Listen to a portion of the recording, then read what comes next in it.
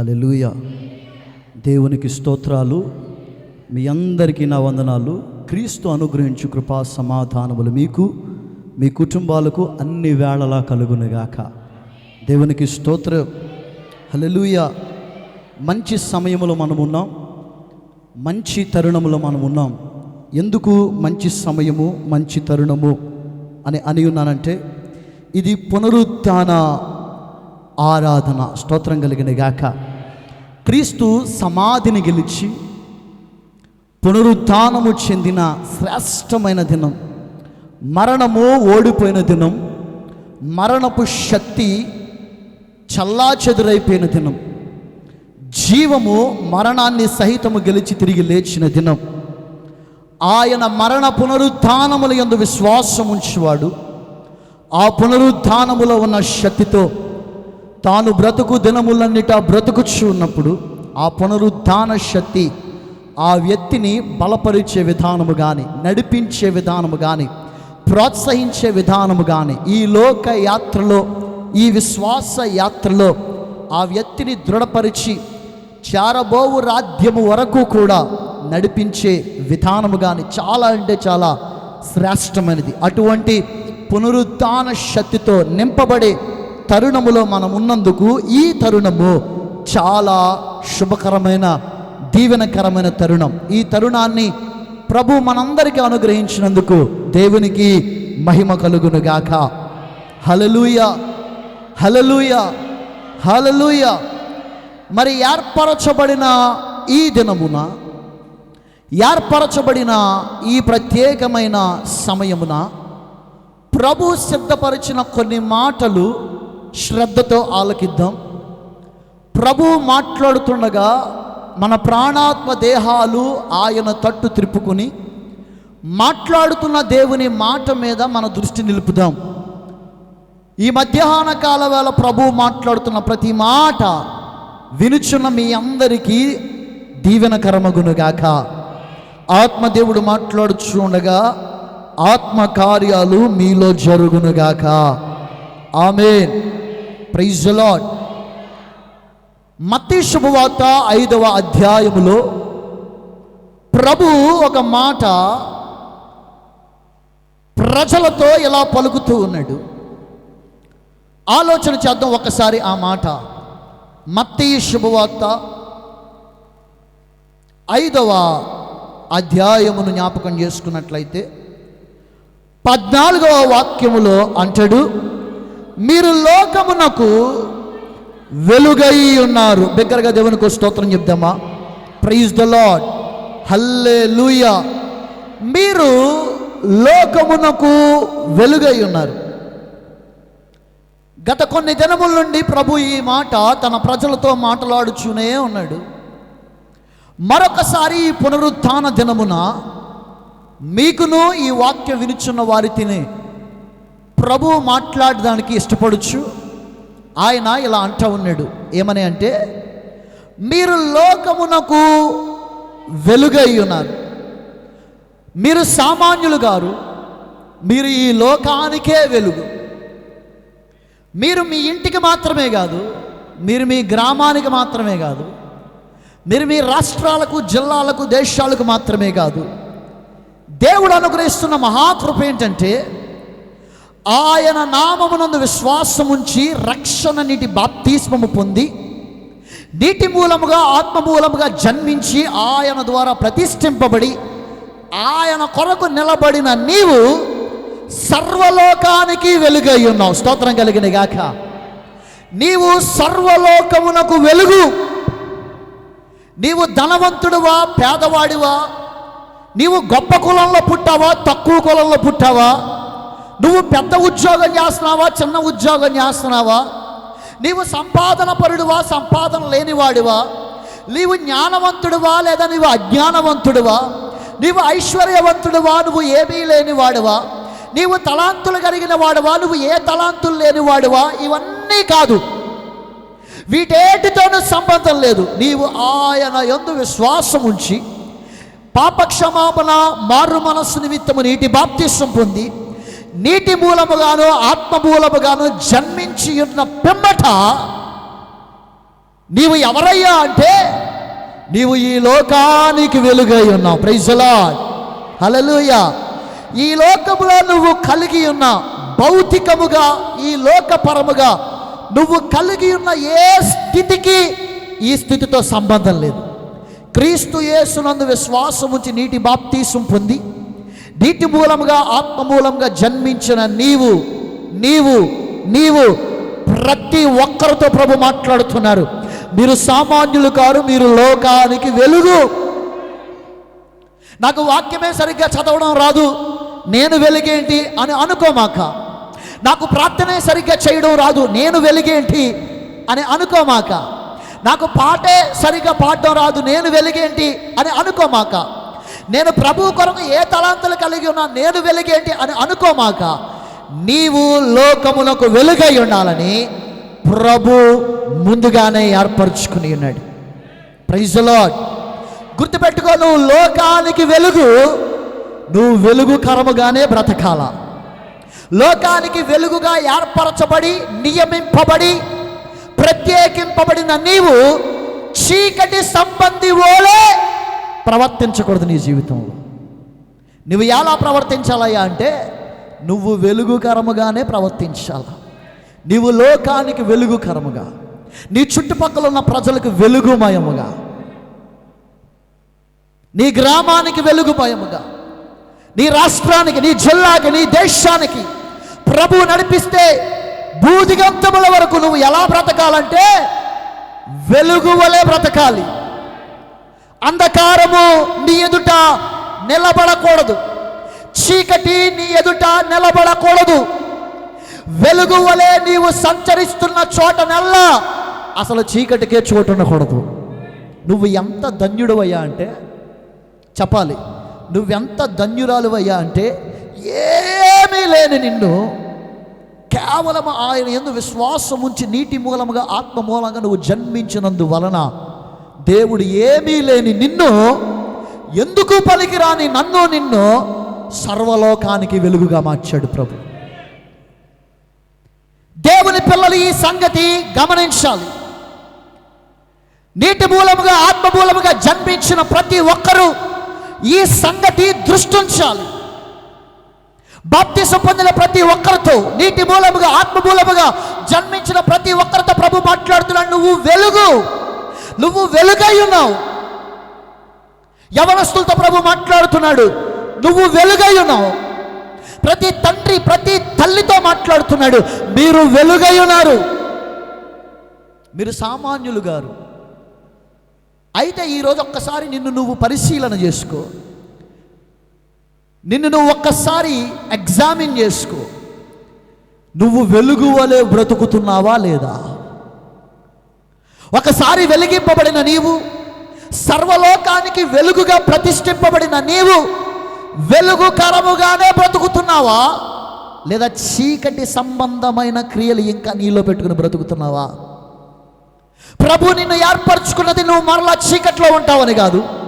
ప్రభు నిన్ను ప్రతిష్ఠించుకున్నది నువ్వు మరలా చీకటి సంబంధిగా బ్రతికి తిరుగుతావని కాదు. ప్రభు నిన్ను పిలుచుకున్నది, ప్రభు నిన్ను ఏర్పరచుకున్నది, ప్రభు నిన్ను అనేకులలో నుండి ప్రత్యేకపరచినది ఎందుకయ్యా అంటే నీవు వెలుగుచు సర్వలోకానికి వెలుగై ఉంటావని. Praise the Lord. నిజానికి వెలుగు ఎవరని వాక్యం చెప్తుందంటే వెలుగు దేవుడై ఉన్నాడు. దేవుడు వెలుగై ఉన్నాడు. యోహాను మాట్లాడుతూ ఒక మాట ఇలా మాట్లాడుతాడు. యోహాను సువార్త 1వ అధ్యాయాన్ని జ్ఞాపకం చేసుకున్నట్లయితే 4వ వాక్యములో అంటాడు, ఆయనలో జీవముండెను, ఆ జీవము మనుష్యులకు వెలుగై ఉండెను. ఆ వెలుగు చీకటిలో ప్రకాశించుచున్నది కానీ చీకటి దాన్ని గ్రహింపకుండెను. Praise the lord. ఆయన వెలుగై ఉన్నాడు. ఆయన సర్వలోకానికి వెలుగై ఉన్నాడు. యేసయ్య ఈ లోకానికి ఎలా వచ్చాడంటే వెలుగుకరముగా వచ్చి. అందుకే యెషయా, ప్రవక్త అయిన యెషయా ప్రవచిస్తూ అంటాడు, చీకటిలో నడుచుచున్న జనులు గొప్ప వెలుగును చూశారు. మరణ ఛాయలు గల దేశ నివాసుల మీద వెలుగు ఉదయించింది. యేసయ్య లోకానికి వెలుగు. యోహాను సువార్త మనం జ్ఞాపకం చేసుకున్నట్లయితే, యోహాను సువార్తలో యేసయ్య తాను ఏమై ఉన్నాడో చాలాసార్లు ప్రకటించుకుని ఉన్నాడు. నేను జీవాహారమై ఉన్నాను అంటాడు, నేను ద్వారము అని అంటాడు, నేను వెలుగై ఉన్నాను అంటాడు. నేను అని ఇంచుమించు 7 సార్లు యేసయ్య తాను ఏమై ఉన్నాడో ప్రకటించుకుని ఉన్నాడు. తాను ప్రకటించుకున్న వాటిలో ఒక అద్భుతమైన సంగతి ఏంటంటే, ఆయన వెలుగై ఉన్నాడు. ఆ వెలుగు చీకటిలో ప్రకాశిస్తూ వచ్చింది. ఈ వెలుగు సామాన్యమైన వెలుగు కాదు ఇది. ఈ వెలుగు సాధారణమైన వెలుగు కాదు ఇది. ఇది అకస్మాత్తుగా అప్పటికప్పుడు పుట్టిన వెలుగు కాదు ఇది. ఇది ఆది యందు ఉన్న వెలుగు ఇది. ఇది అంతము వరకు ఉండబోచున్న వెలుగు ఇది. ప్రైజ్ ది లార్డ్, హల్లెలూయా. ఎవరు వెలుగంటే దేవుడు వెలుగై ఉన్నాడు. ఆయనే వెలుగు. ప్రైజ్ ది లార్డ్, హల్లెలూయా. ఇప్పుడు వెలుగై ఉన్న దేవుడు నిన్నేమంటున్నాడంటే, ఆయన మరణ పునరుత్థానముల యందు విశ్వాసం ఉంచి నీటి మూలముగా ఆత్మ మూలముగా బాప్తిస్మము పొంది నీటి మూలముగా ఆత్మ మూలముగా తిరిగి జన్మించిన నిన్ను ఆయన చీకటిలో నుండి ఆశ్చర్యకరమైన తన వెలుగులోనికి పిలిచాడు. మరణములో నుండి జీవములోనికి నిన్ను పిలిచాడు. ఇన్ని దినములు చీకట్లో ఉన్న నీ జీవితాన్ని ఆశ్చర్యకరమైన తన వెలుగులోనికి యేసయ్య పిలిచాడు. పిలిచి అంటున్నాడు, ఇది మొదలుకుని నువ్వు ఈ వెలుగులో బ్రతకాలి, ఇది మొదలుకుని నువ్వు ఈ వెలుగులో ఉండాలి, ఇది మొదలుకుని నువ్వు ఈ వెలుగులోనే బ్రతకాలి అని చెప్పి ఊరుకోవట్లేదు. కానీ ఇదిగో ఇన్ని దినములు చీకట్లో ఉన్న నిన్ను ఆశ్చర్యకరమైన వెలుగులోనికి పిలిచాను. నువ్వు ఈ వెలుగులో ఉండాలి, నువ్వు ఈ వెలుగులో నడవాలి, నువ్వు ఈ వెలుగులో బ్రతకాలి, చివరికి నువ్వే ఈ వెలుగు అవ్వాలి. ప్రైజ్ ది లార్డ్, హల్లెలూయా. యేసయ్య ఎంత గొప్ప దేవుడు అంటే, యేసయ్య ఎంత గొప్ప దేవుడు అంటే, ఆయన తానున్న స్థితిలోనికి నిన్ను పిలవడం మాత్రమే కాదు, తాను ఏమై ఉన్నాడో నిన్ను ఆ స్థితిలోనికి మార్చగలిగిన దేవుడు. ఆమేన్. ఆయన తానున్న స్థితిలోనికి నిన్ను పిలవడం మాత్రమే కాదు, ఆయన ఏమై ఉన్నాడో నిన్ను కూడా ఆ స్థితిలోనికి మార్చగలిగిన దేవుడు. అర్థం చేసుకుంటే, ఆయన చీకటిలోనూ అంధకారములోనూ పాపములోనూ ఈ చెడు లోకములోనూ ఈ శపితకరమైన లోకపు ఊపిలోనూ కూరుకుపోయిన మనలను ప్రేమతో పిలిచి ఆయన యందు విశ్వాసం ఉంచడం వలన నీటి మూలముగా ఆత్మ మూలముగా నిన్ను తిరిగి జన్మింపజేసి అంటున్నాడు, ఇది మొదలుకుని నువ్వు నూతన సృష్టి. నువ్వు చీకటిలో నుండి ఆశ్చర్యకరమైన వెలుగులోనికి పిలువబడ్డావు. ఆ వెలుగు యేసయ్యే. ఆ వెలుగులోనికి నువ్వు పిలువబడ్డావు. మంచి సంగతి ఏంటయ్యా అంటే, నువ్వు ఆ వెలుగులో ఇక మీదట బ్రతకడమే కాదు, ఆ వెలుగులో ఇక మీదట నడవడమే కాదు, గొప్ప సంగతి ఏంటయ్యా అంటే, ఈ దినము నుండి నువ్వే ఆ వెలుగుగా మారిపోదువుగాక. ఆమేన్. ఇది లోకములో ఎవ్వరూ చేయలేనటువంటి సంగతి. ఎవరికైనా మనం సాయం చేయాలంటే ఒక పరిధి ఉంటుంది. ఎవరికైనా మనము మేలు చెయ్యాలి అంటే ఒక బౌండరీ, ఒక సరిహద్దు, హద్దు దాటి మనం సాయం చేయము. హద్దు దాటి ఈ లోకంలో ఎవరు మేలు చేయరు. హద్దు దాటి ఈ లోకంలో ఎవరు ప్రేమించరు.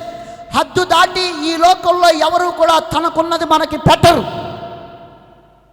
మనం ఎవరికైనా ఆతిథ్యం ఇచ్చి భోజనం పెట్టామంటే ఆ రోజుకి ఇంటికి పిలిచి వారికి కావాల్సినంత భోజనం పెట్టి వారికి నచ్చిన వంటలు చేసి అన్నీ చేసి ఆ రోజంతా వారిని మన ఇంట్లో ఉంచుకుని జాగ్రత్తగా తిరిగి పంపివేస్తాం. అంతేగాని ఆ వ్యక్తిని మన ఇంట్లో ఉంచుకుని మన ఇల్లంతటి మీద అధికారం ఇచ్చి ఇది మొదలుకొని ఈరోజు నేనంత దీనికి హక్కుదారుణ్ణో నువ్వు కూడా దీనికి అంతే హక్కుదారుడివి అని ఈ లోకంలో చెప్పేవాడు ఎవరూ లేరు.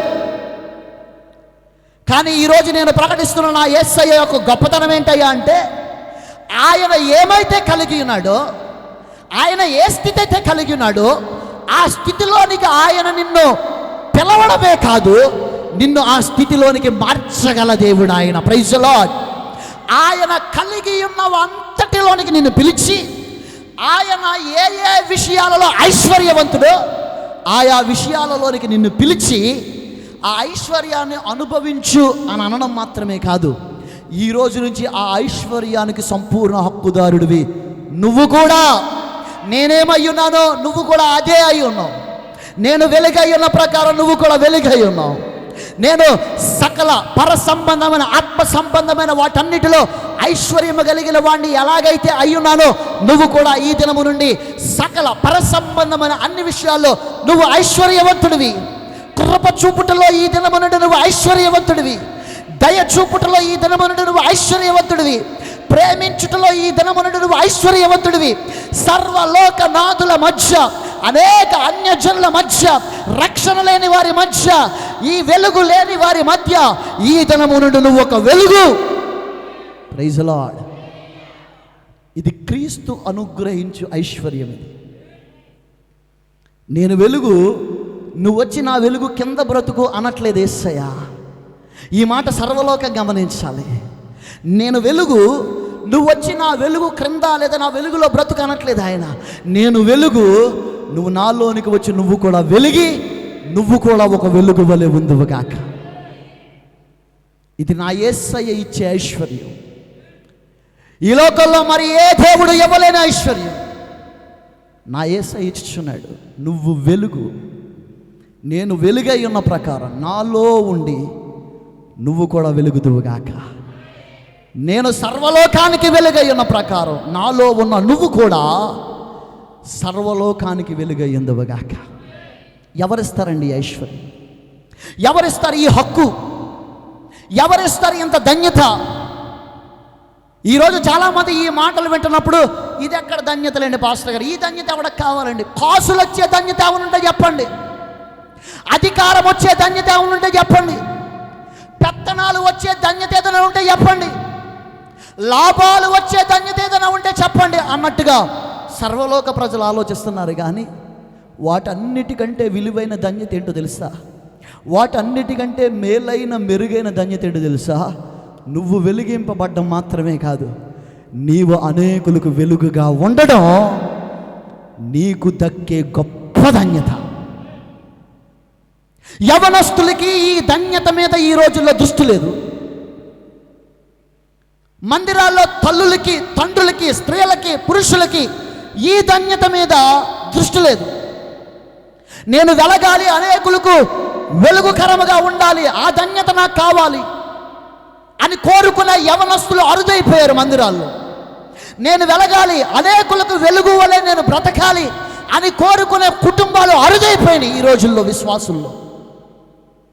కానీ సంగమా ప్రభు నిన్నేమంటున్నాడు తెలుసా? ఈ వాక్యంతో నిన్ను ప్రోత్సహిస్తూ ఉన్నాడు. నీవు అనేకులకు వెలుగుకరముగా ఉండుటలో ఐశ్వర్యవంతుడు వగుదువుగాక, అట్టి ధన్యత సంపాదించుకుందువుగాక. పశుప్రాయులకి ఈ ధన్యత అర్థం కాదు. మూర్ఖులకి, బుద్ధిహీనులకి, జ్ఞానము లేని వారికి ఈ ధన్యత అర్థం కాదు. ఈ ధన్యత అర్థం కావాలంటే వాడు ఆత్మ సంబంధమైన వ్యక్తి అయి ఉండాలి. ఆత్మ సంబంధమైన మందిరములో సజీవమైన రాయి వంటి లక్షణాలు కలిగిన వాడై ఉండాలి.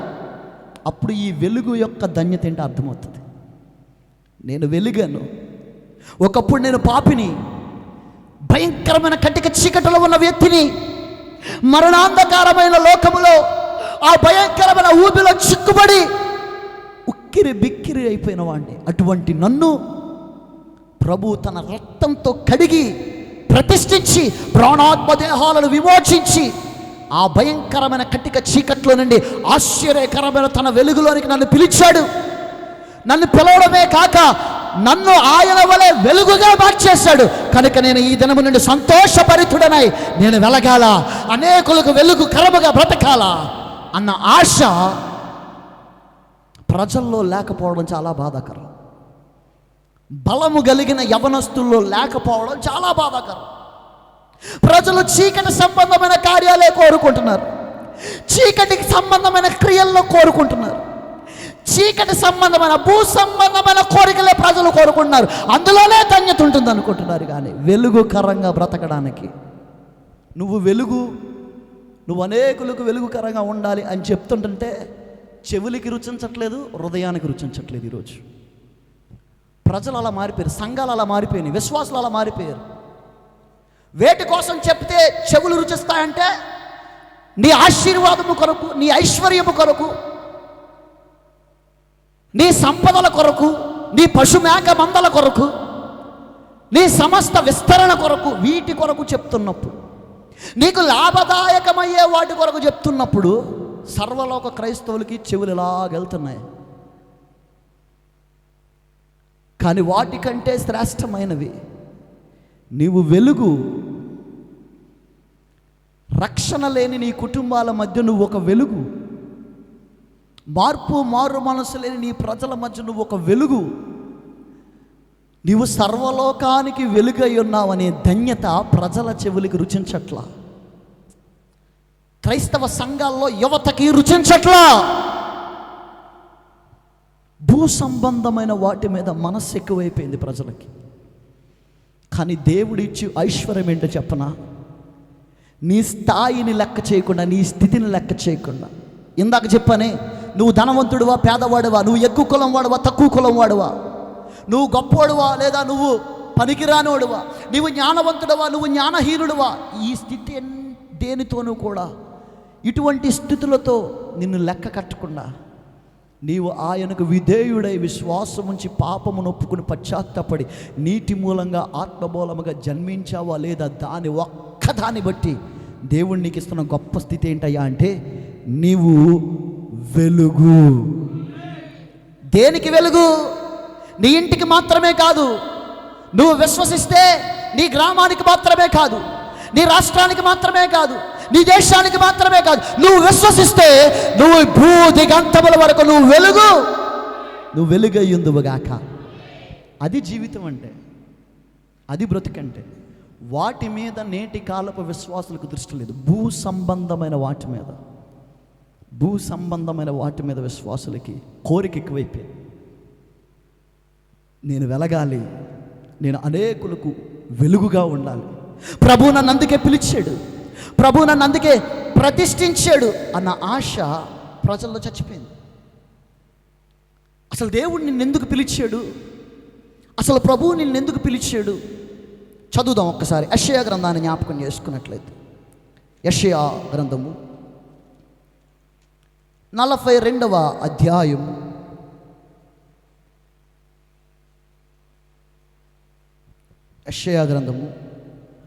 42వ అధ్యాయము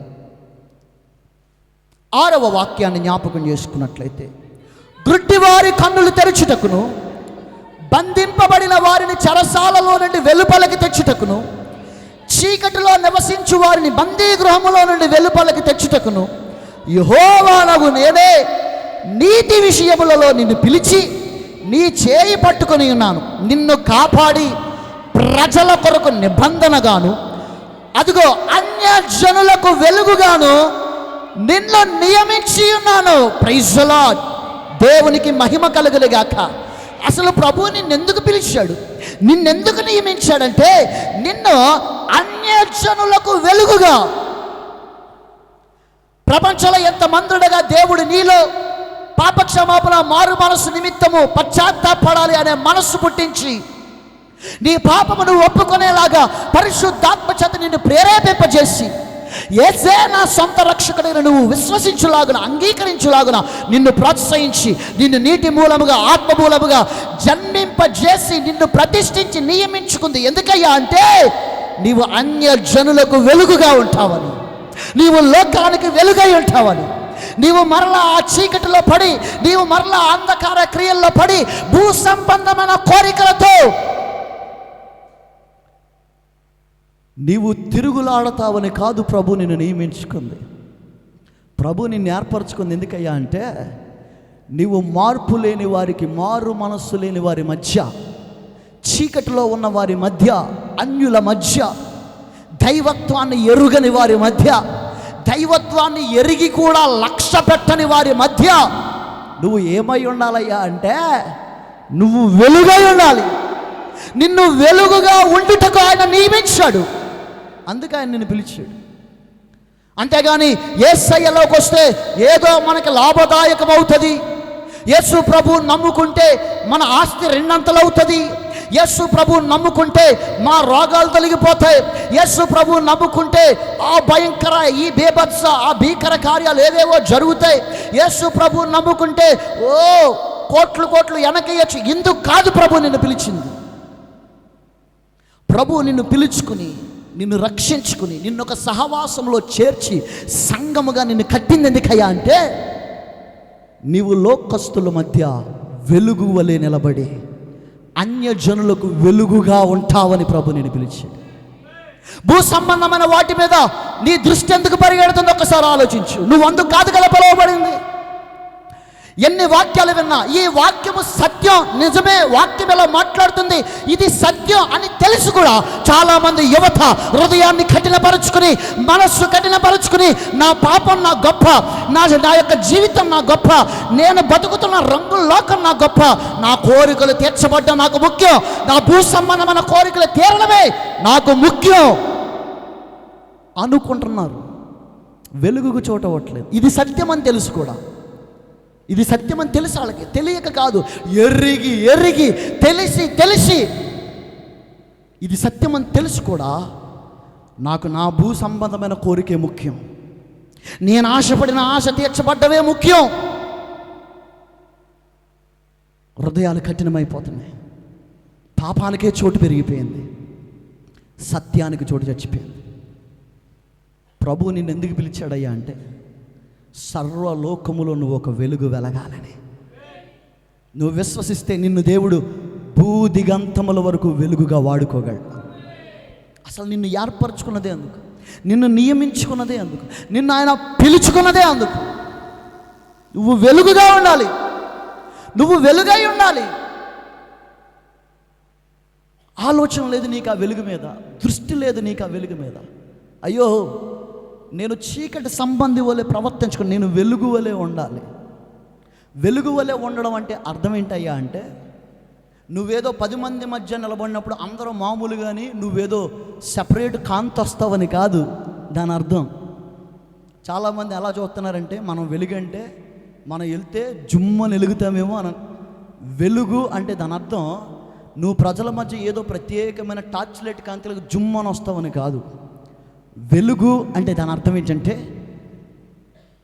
అన్యాయము కలిగిన ఈ లోకములో, దుర్మార్గము కలిగిన ఈ లోకములో, క్షమాపణ ఎరుగని ఈ లోకములో, భీకర పాపముల మధ్య, భీకర భయంకరమైన ఊపుల మధ్య, భయంకరమైన శపితమైన స్థితి కలిగిన, దుర్మార్గపు అన్యాయపు స్థితి కలిగిన ఈ లోకము మధ్య నీ ప్రవర్తన, నీ వరవడి, నీ ఆలోచన, నీ నిర్ణయాలు, నీ నడతలు ఎలా ఉండాలయ్యా అంటే అవి వెలుగుమయముగా ఉండాలి. అది వెలుగంటే. లోకస్తులు ఆలోచించిన విధంగా నువ్వు ఆలోచించకూడదు. నీ ఆలోచన, నీ వరవడి, నీ వైఖరి, నీ నిర్ణయాలు, నీ ఉద్దేశాలు ఎప్పుడు ఎలా ఉండాలంటే ప్రత్యేకంగా ఉండాలి, వేరుగా, లోకానికి వేరుగా నీ నిర్ణయాలు ఉండాలి. లోకమంతటిది ఒక నిర్ణయం అయితే, క్రీస్తును ధరించుకున్న నువ్వు, ఆశ్చర్యకరమైన వెలుగులో ఉన్న నువ్వు, వెలుగై ఉన్న నువ్వు, నీ నిర్ణయం లోకమే ఆశ్చర్యపోయే నిర్ణయం అవ్వాలి. అది వెలగడం అంటే, అది వెలగడం అంటే. ఇలా అలనాడు నుంచి చాలామంది లేఖనములో వెలిగిన భక్తులు మనకు పరిచయమే, క్రొత్తేమీ కాదు. ఒకసారి ఒక 2-3 జ్ఞాపకం చేసుకున్నట్లయితే, యోసేపు అందరిలో చిన్నవాడు, కానీ యోసేపు మీద అందరూ కలిసి పగబట్టారు. తండ్రి అందరికంటే వాడిని ఎక్కువ ప్రేమిస్తున్నాడని, మనందరికంటే నాన్న వాడినే ఎక్కువ ప్రేమిస్తున్నాడన్న ఫోజీడికి వీడంతా చూడాలి అలాగైనాని, పైగా మనందరం ఆడికి దాసులమని, మనందరం ఆడికి మొక్కుతామని ఏవేవో కళలు మనకు చెప్పి పిచ్చి పనులు చేస్తున్నాడు. వీడికి సంగతి ఎలా కాదు, వీడి నిక్కనచాలి అని చెప్పి అందరూ కలిసి కన్నేసి యోసేపును గుంటలో పడేశారు. గుంటలో నుంచి మళ్ళా తీసి వర్తకులకి అమ్మేశారు. వర్తకులు తీసుకుపోయి ఇంకా ఐగుప్తులో అమ్మేశారు. ఐగుప్తులో పొతీఫరే భార్య ఇబ్బంది పెట్టింది, తీసుకెళ్ళి చెరసాల్లో వేశారు. చెరసాల్లో సాయం చేస్తానన్నవాడు యోసేపు యొక్క సాయాన్ని మర్చిపోయి తిరిగి యోసేపును జ్ఞాపకం చేసుకోవడం మర్చిపోయాడు. ఇలా ఎంతోమంది యోసేపును చాలా విధాలుగా అన్ని కోణాల్లో నలిపేసి ఇబ్బందులు పెట్టేస్తే చివరికి యోసేపు అన్న మాట ఏంటో తెలుసా? అన్నలారా వదిలేయండి, మర్చిపోండి, అంతా దేవుడు మేలుకే చేశాడు. స్తోత్రం కలిగిన గాక. హల్లెలూయా, హల్లెలూయా. ఆ రోజు యోసేపుని గాయపరిచిన వారందరికీ బుర్ర చెదిరిపోయింది. ఆ రోజు యోసేపుని బాధ పెట్టిన వారందరికీ అసలు బుర్ర పనిచేయట్లా, మతి చెదిరిపోయింది అందరికీ. ఎందుకంటే ఆ రోజుల్లో అందరి వరవడి ఎలా ఉండేదంటే కంటికి కన్ను, పంటికి పన్ను. వాడు నన్ను కొట్టాడా, తిరిగి నేను వాడిని కొట్టాలి.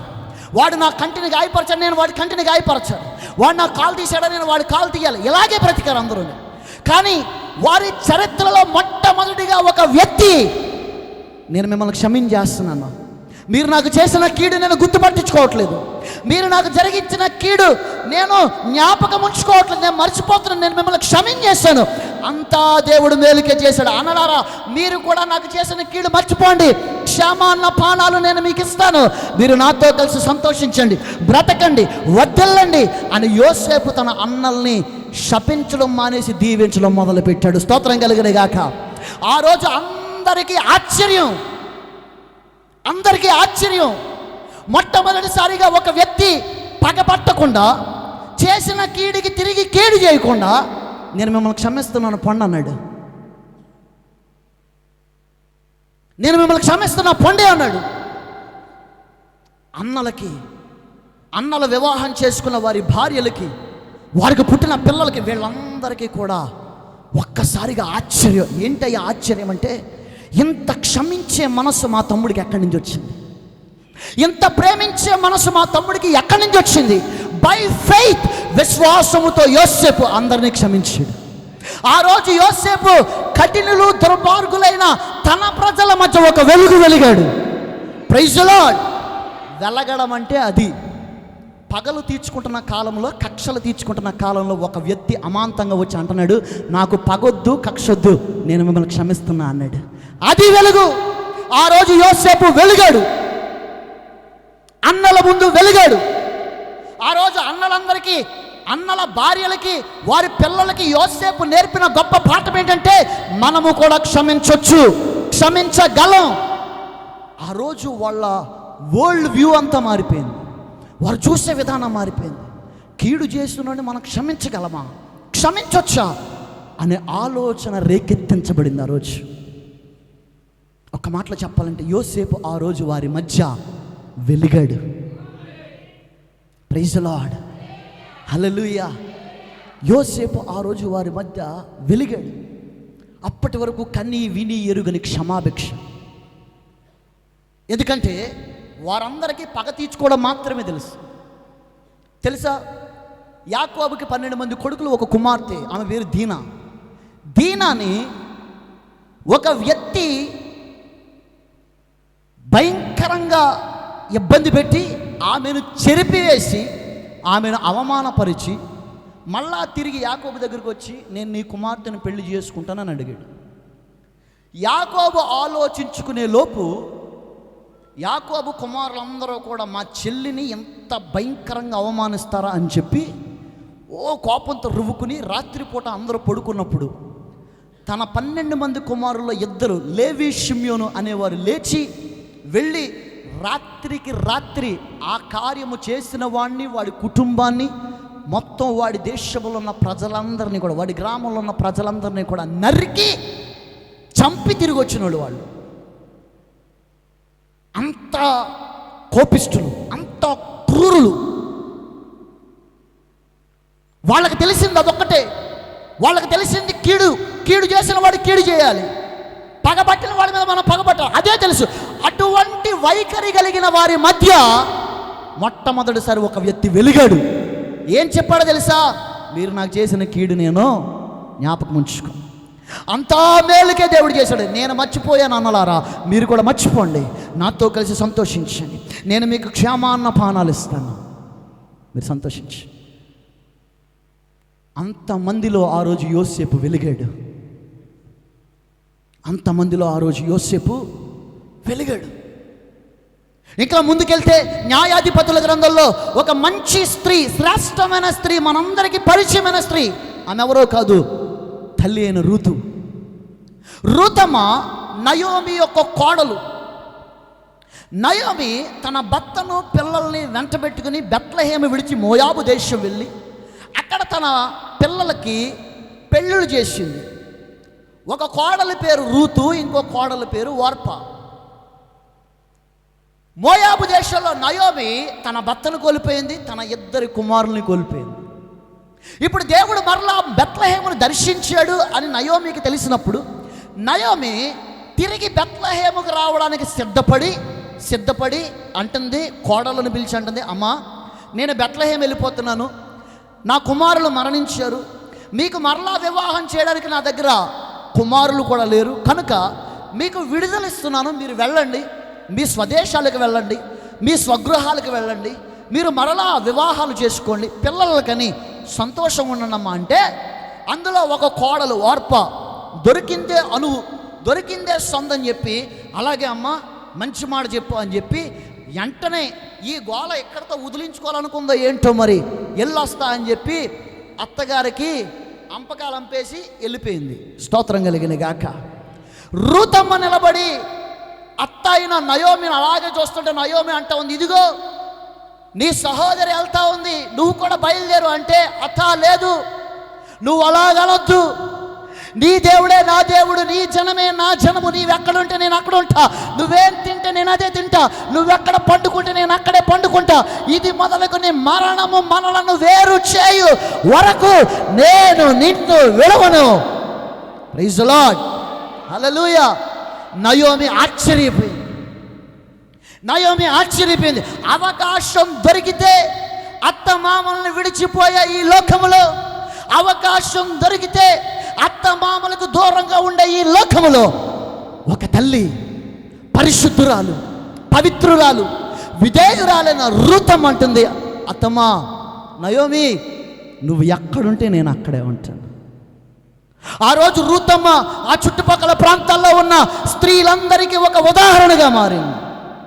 మనం ఇలా కూడా బ్రతకొచ్చా, ఇలా కూడా ప్రేమించొచ్చా, తల్లిని ప్రేమించినట్టుగా భర్త యొక్క తల్లిని కూడా మనం ఎంత ప్రేమించొచ్చా అని ఆ రోజే కాదు, నేటికి ఆ వాక్య లేఖన భాగం చదువుతున్నప్పుడు ప్రతి స్త్రీకి బుద్ధి చెప్తుంది.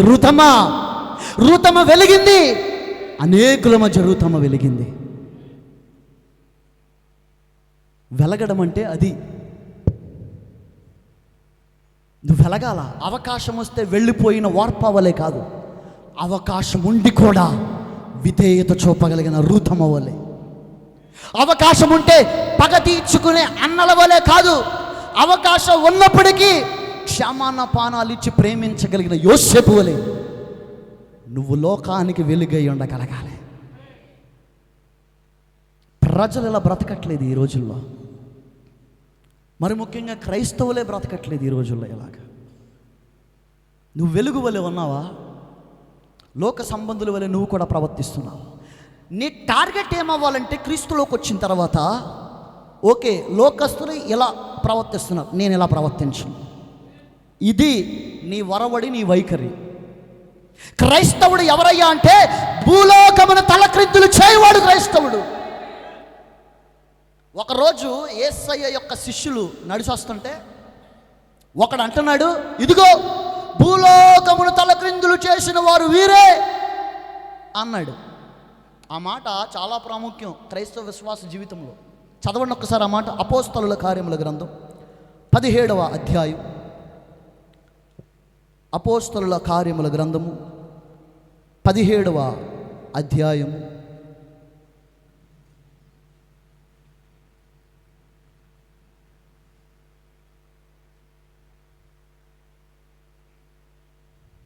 6వ వాక్యాన్ని జ్ఞాపకం చేసుకున్నట్లయితే, అయితే వారు కనబడనందున యాసోనును కొందరు సహోదరులను ఆ పట్టణపు అధికారుల యొద్దకు ఈడ్చుకుని పోయి, భూలోకమును తలక్రిందులు చేసిన వీరు ఎక్కడికి కూడా వచ్చి ఉన్నారు. Praise the lord. గమనించారా ఆ మాట? ఇరిగిరిగిరిగో భూలోకాన్ని తలక్రిందులు చేసిన వాళ్ళు మన పట్టణానికి కూడా వచ్చారు అని ఫిర్యాదు చేస్తున్నారు వీరి మీద.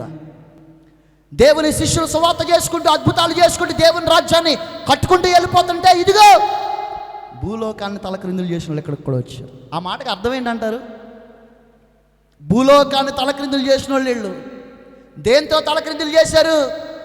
మనందరం కంటికి కన్ను, పంటికి పన్ను, కాలికి కాలు అని బ్రతుకుతుంటే వీరొచ్చి ప్రేమ అంటున్నారు, క్షమాపణ అంటున్నారు, పశ్చాత్తాపం అంటున్నారు, మారు మనస్సు అంటున్నారు, దయా దాక్షిణ్యం అంటున్నారు, రాజ్యం అంటున్నారు. అందరూ కూడా వీరి బోధ వైపు తిరుగుతున్నారు. కక్షలు మానేస్తున్నారు ప్రజలు, కీడు చేయడం మానేస్తున్నారు ప్రజలు, ప్రేమ చూపించడం మొదలు పెడుతున్నారు, క్షమించడం మొదలు పెడుతున్నారు, పాపం ఒప్పుకోవడం మొదలు పెడుతున్నారు, పశ్చాత్తాపడడం మొదలు పెడుతున్నారు, దేవుని రాజ్యం మీద దృష్టి పెట్టడం మొదలు పెడుతున్నారు, విశ్వాసంతో బ్రతకడం మొదలు పెడుతున్నారు. ఇదిగో ఒక్క క్షణంలో భూలోకం తలక్రిందులు చేసేసారు. అంటే దాని అర్థం ఏంటంటే భూలోకము యొక్క వైఖరి మార్చేశారు. ఈ క్రైస్తవులు ఉన్నారే, వీరు భూలోకం యొక్క వైఖరి మార్చేశారు. వీళ్ళు ప్రేమను పరిచయం చేస్తున్నారు, క్షమాభిక్ష పరిచయం చేస్తున్నారు, పశ్చాత్తాపడడం పరిచయం చేస్తున్నారు, పరిశుద్ధంగా పవిత్రంగా బ్రతకడం పరిచయం చేస్తున్నారు, పాపాన్ని అసహ్యించుకోవడం పరిచయం చేస్తున్నారు. ఏది పాపమో, ఏది పరిశుద్ధతో, ఏది మేలైనదో, ఏది చెడు మార్గమో పరీక్షించి పరిశీలించి తెలుసుకోవడం నేర్పిస్తున్నారు వీళ్ళు.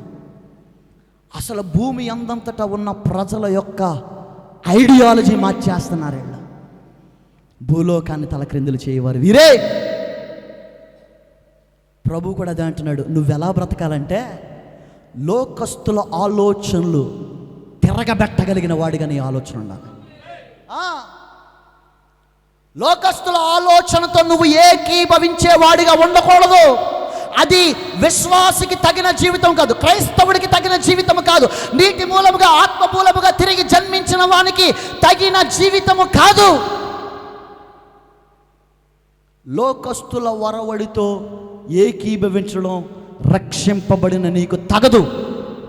మరి నీకు తగిన జీవితం ఏంటయ్యా అంటే లోకస్తుల వరవడి చీకటికరమైన కార్యాలతో నింపబడినప్పుడు నువ్వు వారి మధ్య ఇది సరికాదు అని చెప్పి వెలుగుకరమైన మార్గాన్ని నువ్వు చూపగలగాలి. అప్పుడు నువ్వు లోకానికి ఏమై ఉంటావు అంటే వెలుగై ఉంటావు. ఇలా కూడా చేయొచ్చా అని లోకమే ఆశ్చర్యపోద్ది.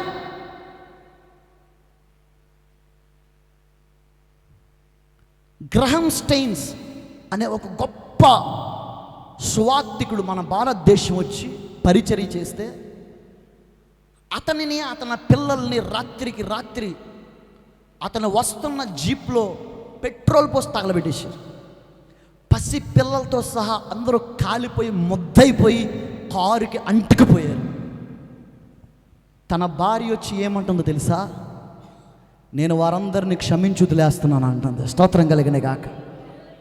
ఆ రోజు ఆ వార్త విన్న వారందరి యొక్క మైండ్లో రన్ అయింది ఏంటంటే మొత్తం ఐడియాలజీ తిరగబడిపోయింది.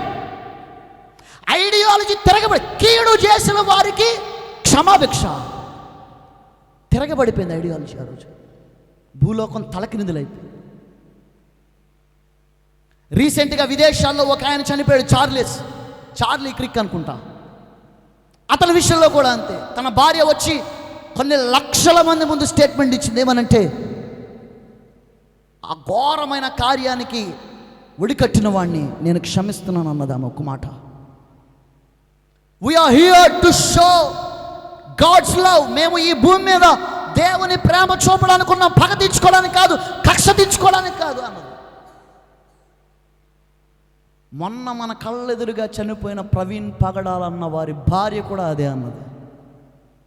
చేసిన వారిని మేము క్షమించి వదిలేస్తున్నాం. భూలోకం తలక్రిందులైపోయే ప్రవర్తన నీ ప్రవర్తన అవ్వాలి.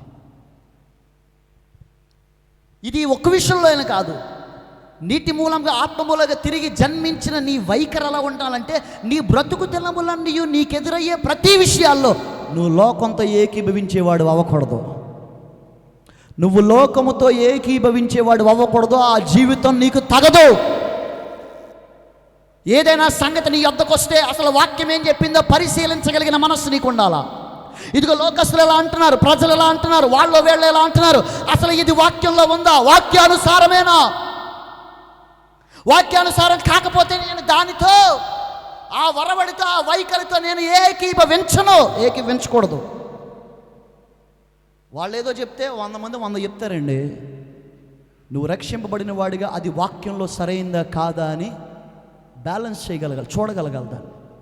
అది వాక్యానుసారం కాదనుకో, అది వాక్యానుసారమైన క్రమం కాదనుకో, నువ్వు దాని నుండి దూరంగా ఉండాలి. లోకస్తుల వల్ల నువ్వు ప్రవర్తించకూడదు. లోకముతో నువ్వు ఏకీభవించకూడదు. నీ వైఖరి, నీ వరవడి వేరుగా ఉండాలి. నువ్వు వెలగాలి. అది 1,00,000 మంది ముందైనా, 1,000,000 మంది ముందైనా, నీ యొద్ద సత్యం ఉన్నప్పుడు నువ్వు లోకస్తులతో ఏకీభవించకూడదు. నువ్వు సత్యాన్ని ప్రకటించగలగాలి. ఇది సరికాదు అని నువ్వు వెలగాలి. దేవుడు నిన్ను వెలుగుగా మార్చిన యొక్క ఉద్దేశం అదే. చెప్పడానికి సమయం లేదు, కానీ అనేకమైన సంగతులు దేవుణ్ణి నమ్ముకున్నవారు, యేసు క్రీస్తును కలిగిన వారు ఈ లోకాన్నే తలక్రిందులు చేశారు. భర్త చచ్చిపోతే భర్తతో పాటు భార్య కూడా చచ్చిపోవాలి అనే భయంకరమైన ఆచారాన్ని క్రీస్తును కలిగిన వాడు మార్చాడు. లేదంటే ఈ రోజుకి కూడా భర్త చచ్చిపోతే భర్తతో పాటు బ్రతుకుండగానే భార్యను కూడా తగలెట్టేటారు. వెలగాలి. ఇలాగా నీ ఐడియాలజీ, నీ ఆలోచన క్రమం వెలగాలి ప్రజల మధ్య. అంతేగాని లోకస్తులతో పాటు నువ్వు కూడా చేతులు కలిపేసి వాళ్ళతో పాటు నలుగురితో స్తోత్రం అనుకుని నువ్వు ఏకీభవించుకో. ఇది నీకు తగదు. ఈ జీవితం నీకు తగదు. ఇది నీకు సరైన జీవితం కాదు. రాజుల గ్రంథంలో ఒక రాజు ఉంటాడు. ఆశ్చర్యపోయే పని చేశాడు ఆ రాజు. చదవండి ఒకసారి రాజుల గ్రంథాన్ని జ్ఞాపకం చేసుకున్నట్లయితే. రాజుల 2వ గ్రంథము 22వ అధ్యాయము జ్ఞాపకం చేసుకున్నట్లయితే, రాజుల 2వ గ్రంథము 22వ అధ్యాయం 1వ వాక్యం. యోషియా ఏలనారంభించినప్పుడు 8 ఏండ్ల వాడై యెరూషలేమునందు 31 సంవత్సరములు ఏలెను. దేవునికి మహిమ కలుగును గాక. యోషియా అనే రాజు ఏలడం మొదలుపెట్టాడు యెరూషలేమునందు. ఎలా ఏలాడయ్యా అంటే 2వ వాక్యంలో అంటాడు, అతడు యెహోవా దృష్టికి అదిగో యథార్థముగా నడుచుచు, 1. 2వది, కుడి ఎడమలకు తిరుగక తన పితరుడకు దావీదు చూపిన ప్రవర్తనకు సరిగా ప్రవర్తించాను. Praise the lord. ఎలా బ్రతికాడంట?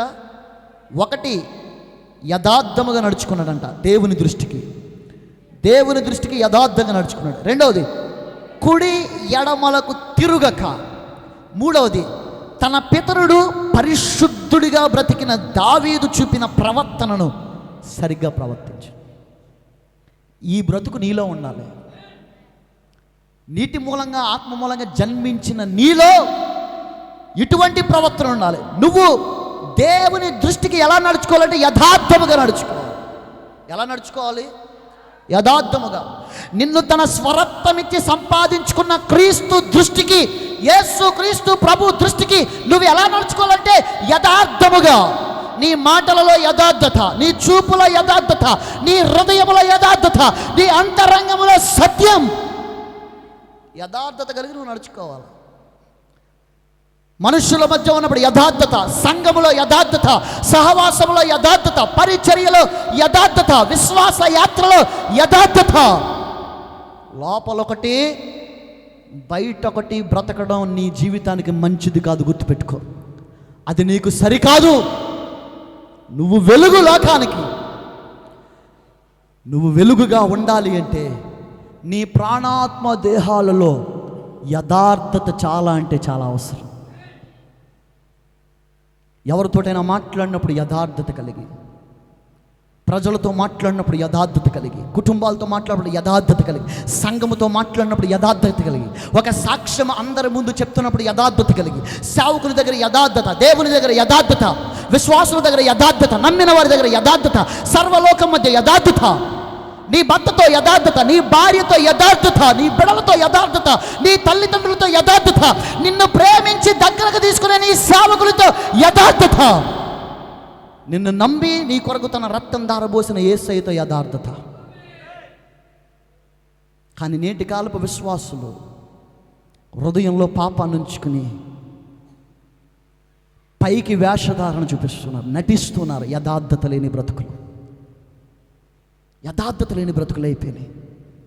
అదేంటో అర్థం కావట్లేదు. దినములు గడిచే కొలది, సంవత్సరాలు గతిస్తున్న కొలది కళ్ళెదురుగా క్రీస్తు రాకడ దగ్గర అవుతుందన్న భయం లేదు విశ్వాసుల్లో.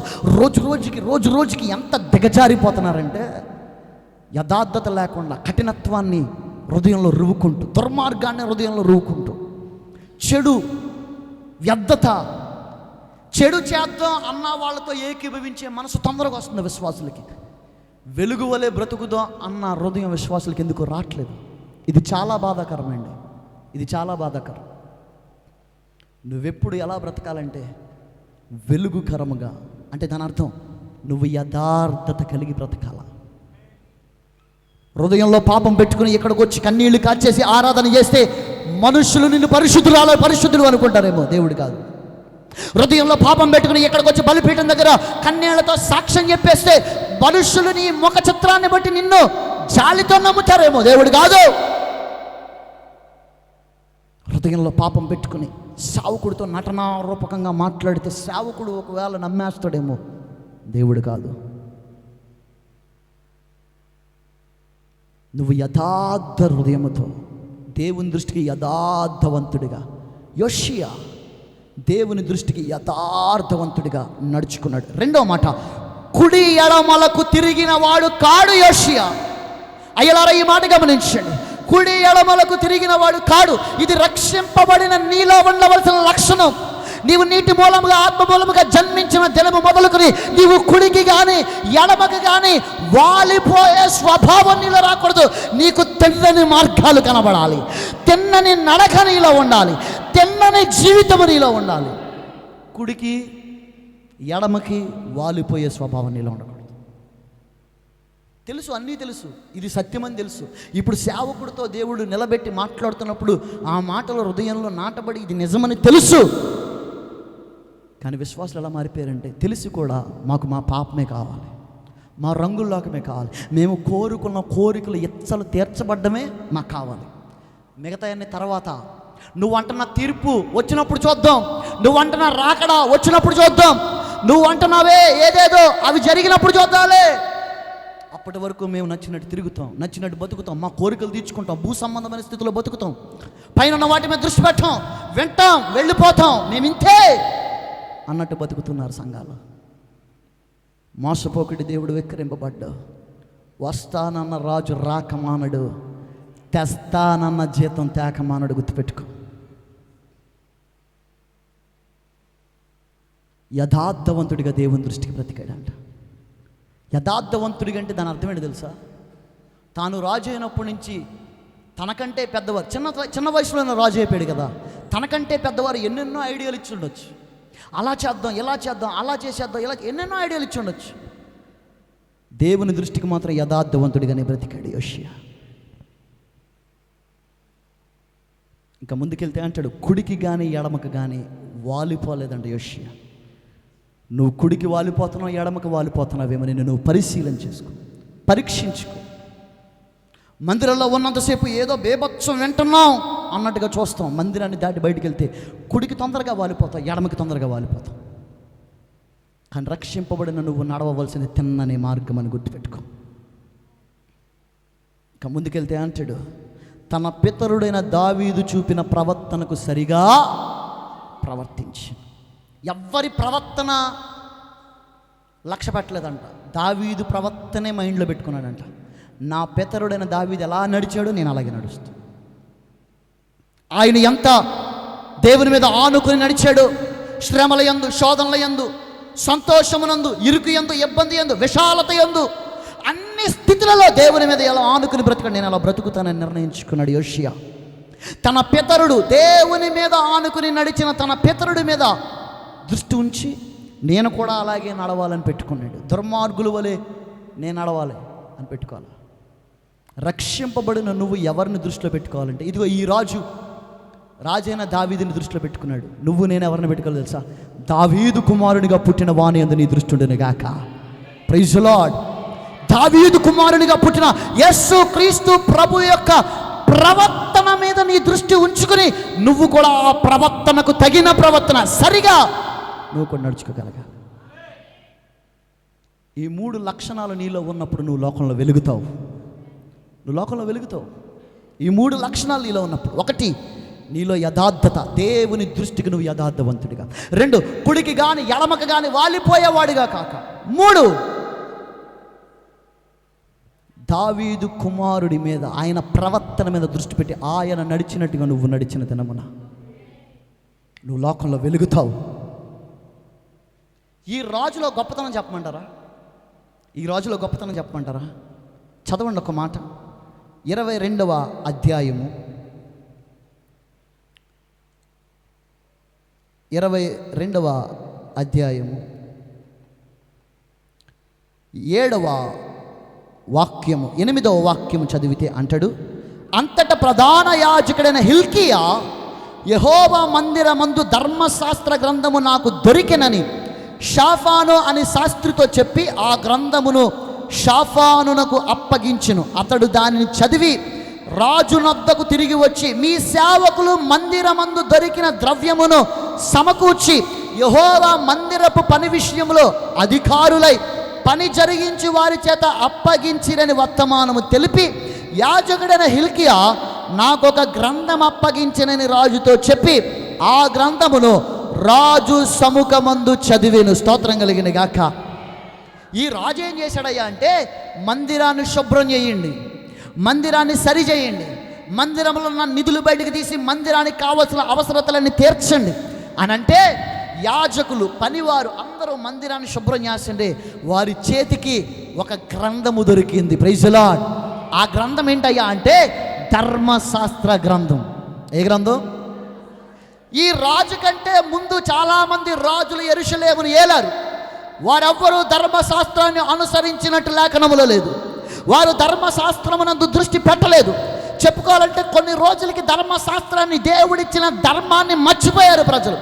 మర్చిపోయి నచ్చినట్టు బ్రతుకుతుంటే చాలా రోజుల తర్వాత ఈ రాజు ఏలుబడి కాలంలో మరలా గ్రంథం దొరికింది, మరలా ధర్మశాస్త్రం దొరికింది, మరలా వాక్యం దొరికింది. దొరికిన వెంటనే ఈ రాజు ఏం చేశాడు తెలుసా? అప్పటి వరకు ధర్మశాస్త్రాన్ని విడిచి, వాక్యాన్ని విడిచి తిరుగుతున్న ప్రజలందరినీ ఒక చోట సమకూర్చి చదువుదాం.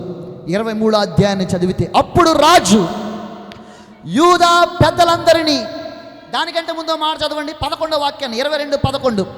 రాజు ధర్మశాస్త్రము గల ఆ గ్రంథపు మాటలు వినినప్పుడు తన బట్టలు చింపుకొనెను. ఇది మాట. రాజు ఆ వాక్యాలు, ఆ గ్రంథంలో ఉన్న మాటలు విని ఏం చేశాడయ్యా అంటే తన బట్టలు చింపుకున్నాడు. అయ్యో, మనం బ్రతకాల్సింది ఇలాగా. ఇన్ని రోజులు మనం తెలియక ఎలా పడితే అలా బ్రతికాం, పాపంలో బ్రతికాం, చీకటిలో బ్రతికుదాం, కుడికి ఎడమకి వాలిపోయి బ్రతికాం. ఇదిగో ఈ గ్రంథములో దేవుడు తన మాటలు రాయించాడయ్యా అని చెప్పి వాక్యం దొరకగానే వాక్యాన్ని హృదయానికి హత్తుకుని తన బట్టలు చింపేసుకున్నాడు రాజు. ఈరోజు ఎంత శ్రేష్టమైన వాక్యం నీకు దొరికితే నువ్వేం చేస్తున్నావు? ఇక్కడ విని ఇక్కడే విడిచిపెట్టిపోతున్నావు, రోడ్డు మీద తిరుగుతున్నావు, ఇష్టానుసారంగా తిరుగుతున్నావు, భయం లేకుండా తిరుగుతున్నావు, వాక్యానికి లోబడకుండా ధైర్యంగా రొమ్మిరుచుకుని తిరుగుతా ఉన్నావు. కానీ ఆ రోజు ఒక రాజుకి వాక్యం దొరికితే, ధర్మశాస్త్ర గ్రంథం దొరికితే, ఇన్ని రోజులు నాకు దొరకలేదే ఇంత గొప్ప వాక్యం, ఇంత గొప్ప గ్రంథమని బట్టలు చింపుకుని ఏడ్చాడంట రాజు.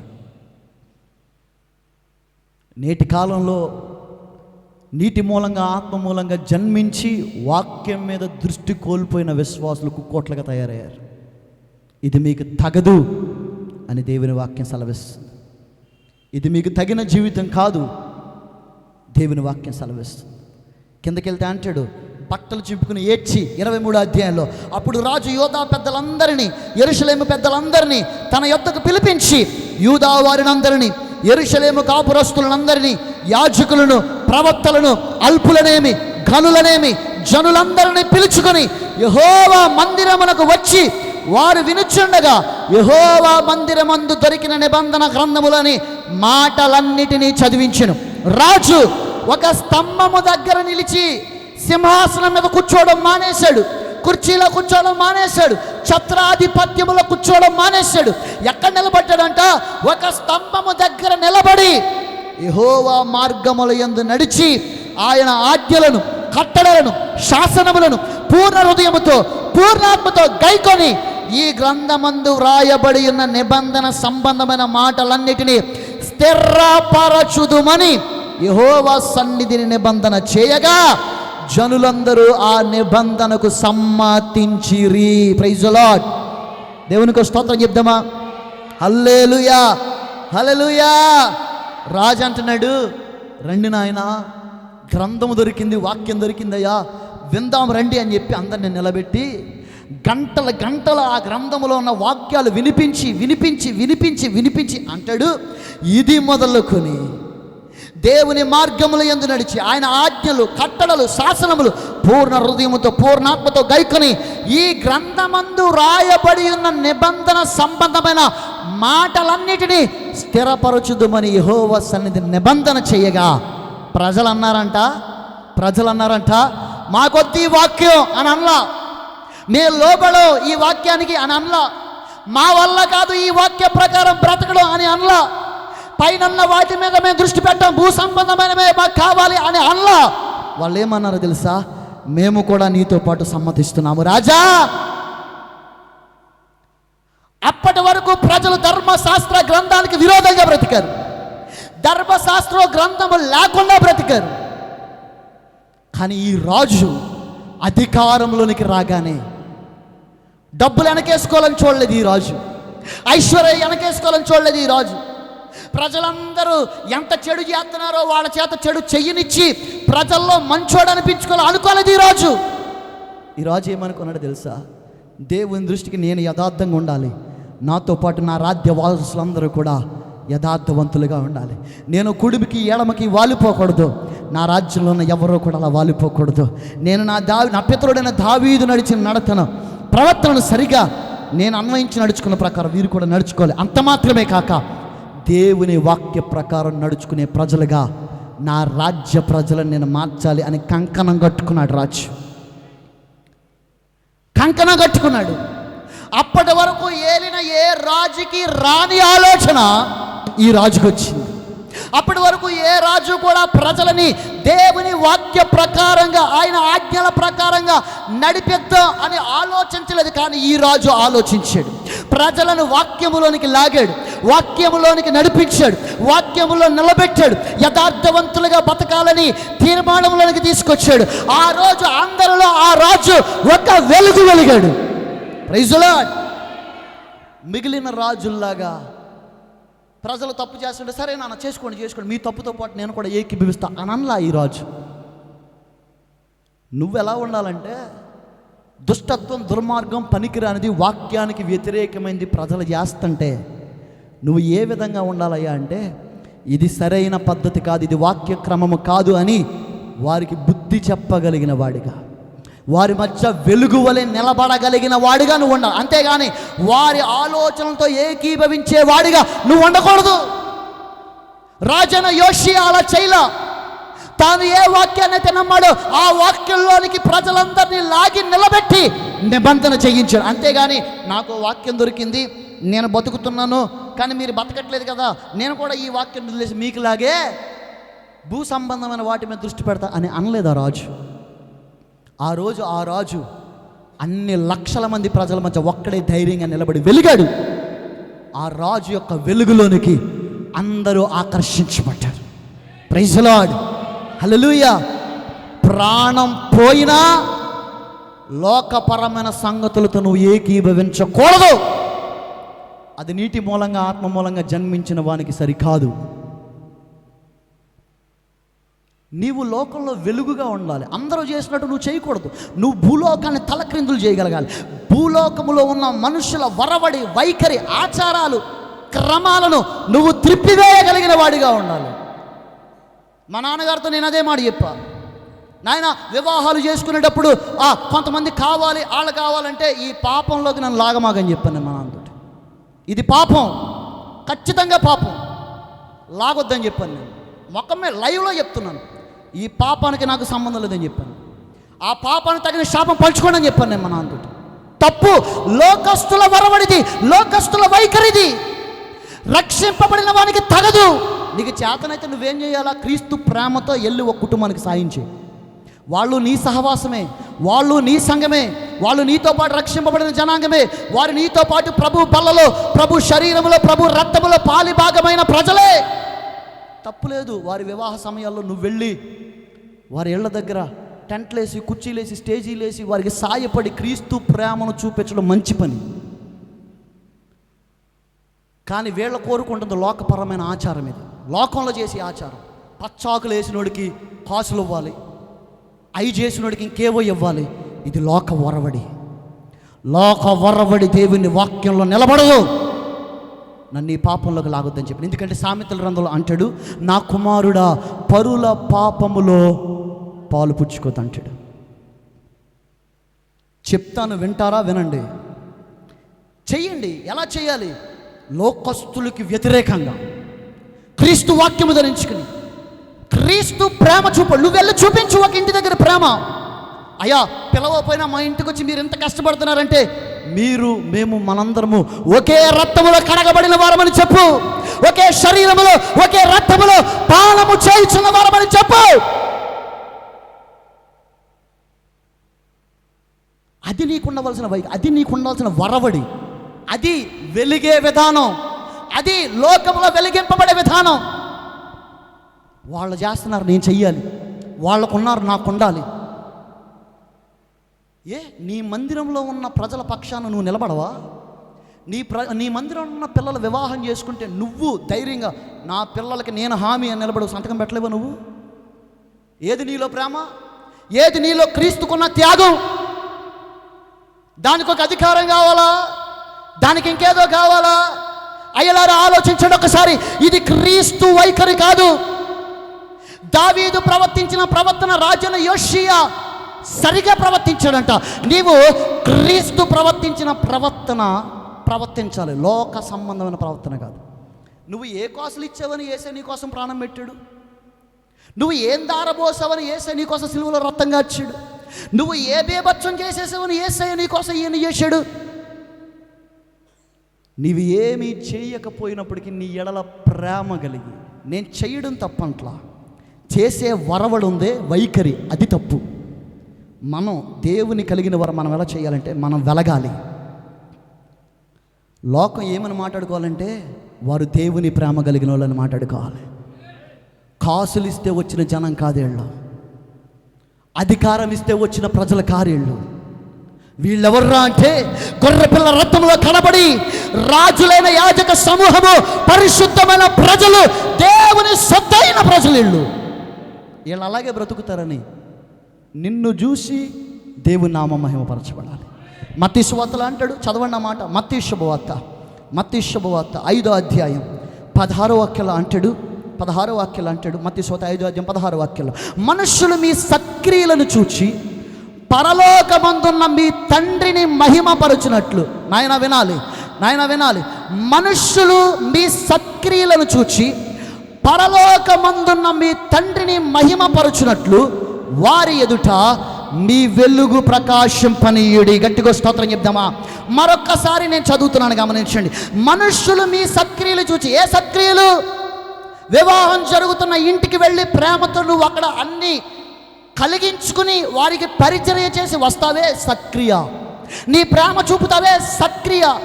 నిన్ను ఒకరు పిలవపోయిన బాధ్యత కలిగి భారం కలిగి వెళ్ళి వారి యొక్క పరిచర్య భారాన్ని పంచుకుంటావే సక్రియ. ఇప్పుడు మనుషులు నీ సక్రియను చూసి గుసగుసలాడతారు ముందు. అసలు వీడికి పని ఏంటి, ఎందుకు వచ్చాడు అంటే అప్పుడు నువ్వేం చెప్తావు తెలుసా? నేనును వారును, నా కుటుంబము వారి కుటుంబము, మేమందరము ఒకే గొర్రె పిల్ల రక్తములో కడగబడ్డాము. మేమందరము ఒకే రక్తము, ఒకే శరీరము, పాలము చేయించున్నాం, ఒకే బల్లలో చేస్తున్నాం. మేము వేరు కాదు. వారు మమ్మల్ని పిలిస్తేనే రావాల్సిన పని మాకు లేదు. మేము క్రీస్తు ప్రేమను బట్టి జరిగిస్తున్నాం. మేము దేవుని ప్రేమను బట్టి ఆ కుటుంబానికి తోడుగా ఉంటున్నాం. ఇది సక్రియ. ఆ సక్రియ నువ్వు చెప్పినప్పుడు వెంటనే ప్రజలు ఏం చేస్తారో తెలుసా? అదిగో మీ సక్రియలను చూచి పరలోకమందున్న తండ్రిని ఏం చేస్తారంటే మహిమపరుస్తారు. మీ వాక్యం మీకు ఇన్ని సంగతులు నేర్పిందా? మీ దేవుడు మీకు ఇన్ని మంచి సంగతులు నేర్పాడా? ఏమీ ఆశించకుండా సాయం చేయడం మీ దేవుడు నేర్పాడా? ఏమీ ఆశించకుండా ప్రేమించడం మీ దేవుడు నేర్పాడా? మీరు చూపిస్తున్న దాన్ని బట్టి ఎవరికి మహిమ వస్తుందంటే దేవునికి మహిమ. అలా బ్రతుకు, పరలోకములో మీ ఫలము అధికమగునుగాక. పరలోకములో మీ పేరు జీవ గ్రంథంలో రాయబడునుగాక. ఇది వాక్యం యొక్క వైఖరి. మా నాన్నతో చెప్పాను, ఇది వాక్యం సత్యం, వింటారా వినండి, వినలేదా తండ్రి అయినా పర్లా తల్లి అయినా పర్లా ఈ పాపంలో నన్ను లాగొద్దని చెప్పాను. ఎన్ని లక్షల మంది ముందైనా మనుషులు సంతోషపెట్టాను, దేవుణ్ణే సంతోషపెడతాను. నన్ను ఎంతోమంది వదిలేశారు, దేవుణ్ణే సంతోషపెట్టి ఎన్ని లక్షల మంది ముందైనా చెప్తాను. వాక్యములోని సరితోగనిది ప్రజల్లో పాపం అయిపోతుంది. ఈరోజు అది సంతోషం అనిపించిన ఈ పాపం ప్రజల్లో వెంటాడుతుంది.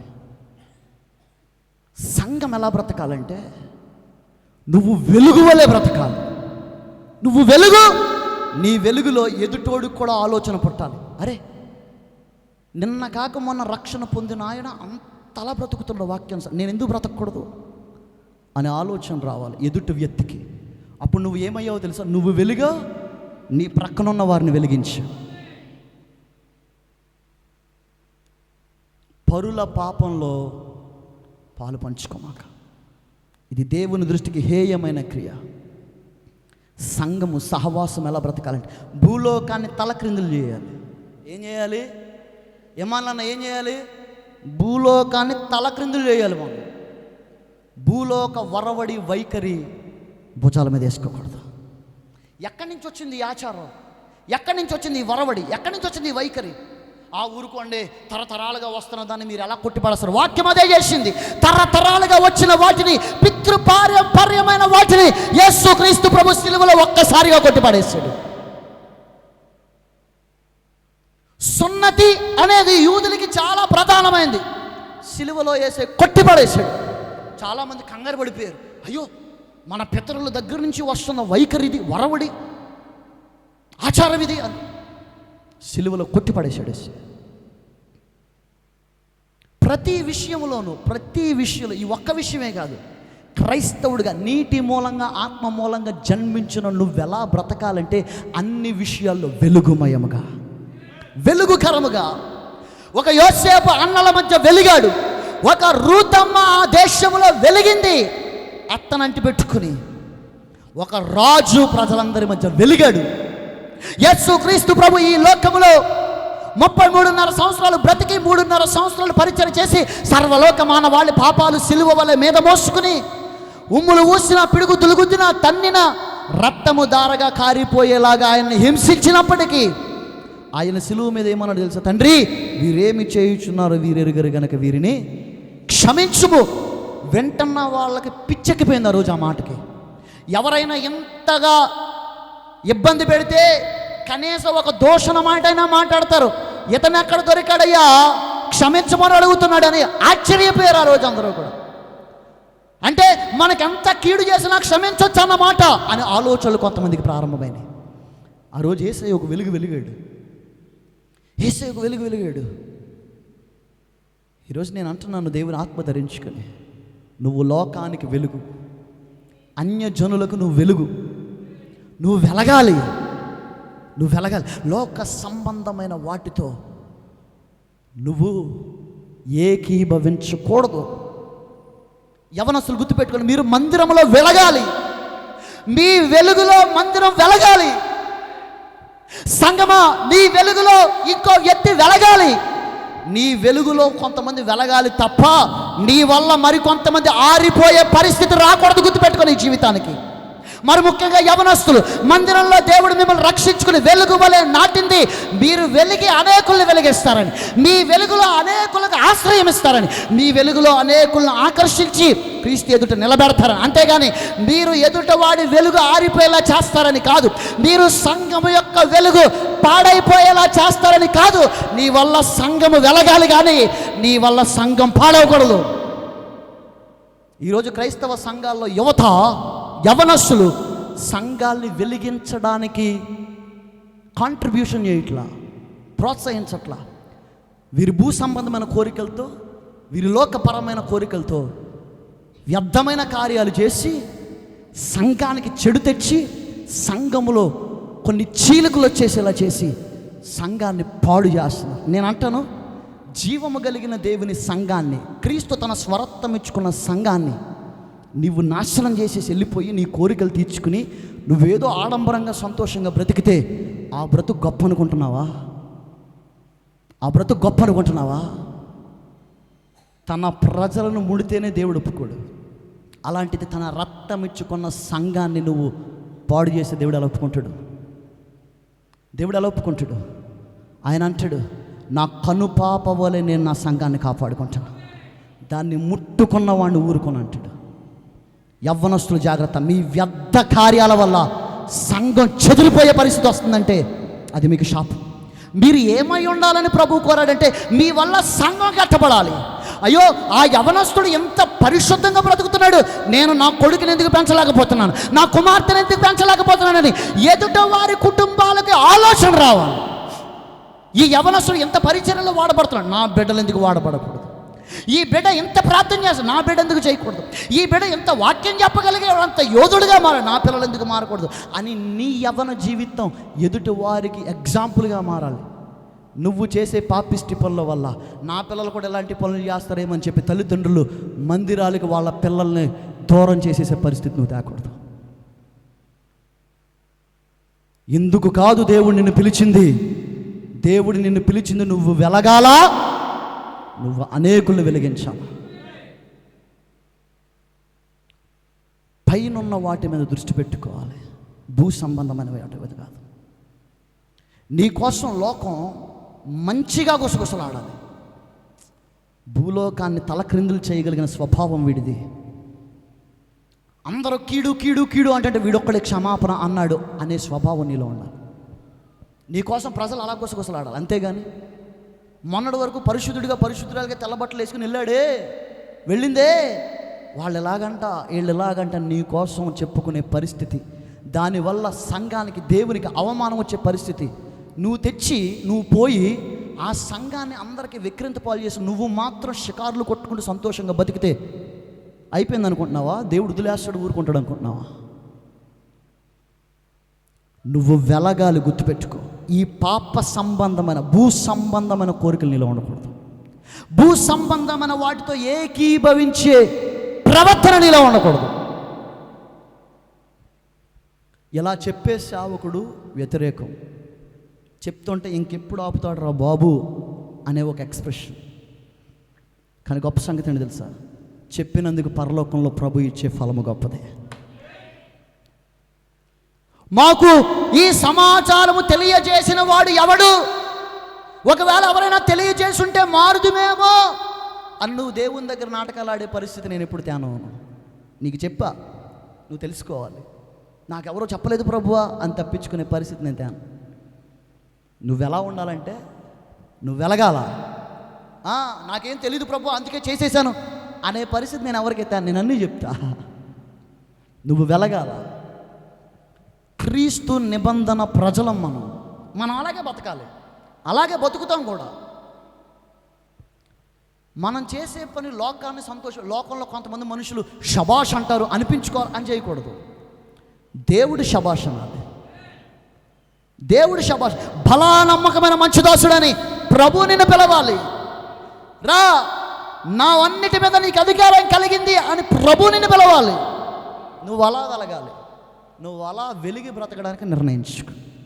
అందుకే ప్రభు నిన్ను పిలిచిన పిలుపు ఏంటంటే, ఒకప్పుడు పాపులము, ఒకప్పుడు దౌర్భాగ్యులము, ఒకప్పుడు హీనులము, ఒకప్పుడు వ్యర్థులము, ఒకప్పుడు పనికిరాని వారు. ఎందుకు పనికిరాని మనలను ప్రభు పిలిచి విమోచించి తన రక్తంతో కడిగి శిలువ మీద తన ప్రాణం పెట్టి నీకు ఆ యొక్క గొప్ప క్షమాపణ అనేది ఇచ్చి ఇప్పుడు అంటాడు, నీవు నీటి మూలంగా ఆత్మ మూలముగా జన్మించిన దినమున నీవు చీకటిలో నుండి ఆశ్చర్యకరమైన నా వెలుగులోనికి వస్తావు. రావడమే కాదు, నువ్వే ఒక వెలుగుగా మారతావు. ఇది ఆది నుండి ఉన్న వెలుగు, అంతము వరకు ఉండబోతున్న వెలుగు. దేవుడు అట్టి వెలుగుతో నిన్ను వెలిగింపచేయునుగాక, అట్టి ప్రకాశమానమైన వెలుగుతో నిన్ను నింపునుగాక.